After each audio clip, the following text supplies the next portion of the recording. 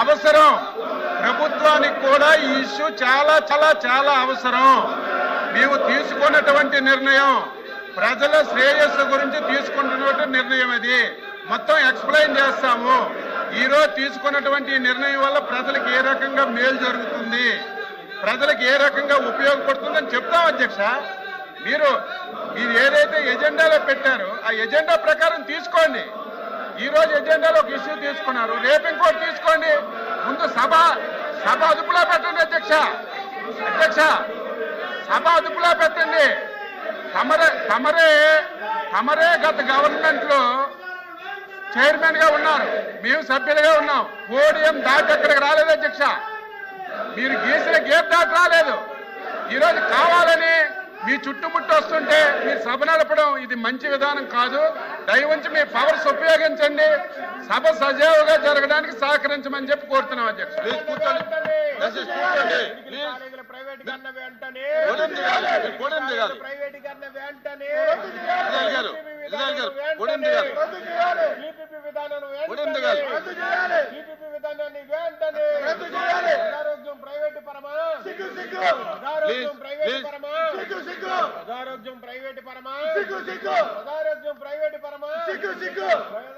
Please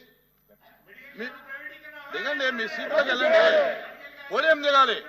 మీరు రోజు podium ఎక్కడం మంచి పద్ధతి కాదు. మీరు నిరసన అనేది మీ సీట్లో చేయాలి తప్ప పోడియం దగ్గర వచ్చి కరెక్ట్ కాదు.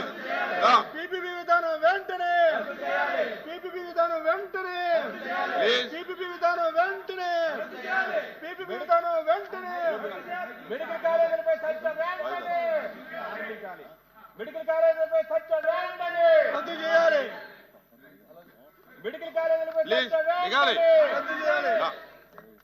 మెడికల్ కాలేజీలపై చర్చ వెంటనే మెడికల్ కాలేజీలపై చర్చ వెంటనే మెడికల్ కాలేజీలపై చర్చ వెంటనే మెడికల్ కాలేజీలపై చర్చ వెంటనే మెడికల్ కాలేజీలపై చర్చ వెంటనే. ఎల్ఓపి గారు చెప్పాలి, మీ సభ్యులకి సీట్లో కూర్చొని నిరసన తెలియజేయమనండి.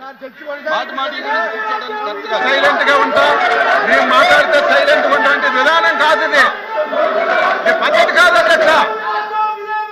ఇదేం పద్ధతి? ఇదేం పద్ధతి అధ్యక్ష? అపోజిషన్ లీడర్ మాట్లాడినప్పుడే సైలెంట్ గా ఉంటాం. మేము మాట్లాడినప్పుడు మనం చేస్తామంటే పద్ధతి ఎక్కడ ఉంటుంది? అది ఒకసారి గత సభలో జరిగిందో ఒకసారి చూపించండి అధ్యక్ష.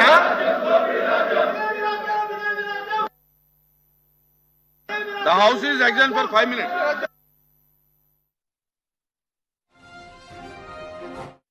కమిటీలో కూడా ఓకే చేశాము, కానీ group A group B ministers ఉండటం వల్ల కొద్ది క్లాష్ వచ్చింది.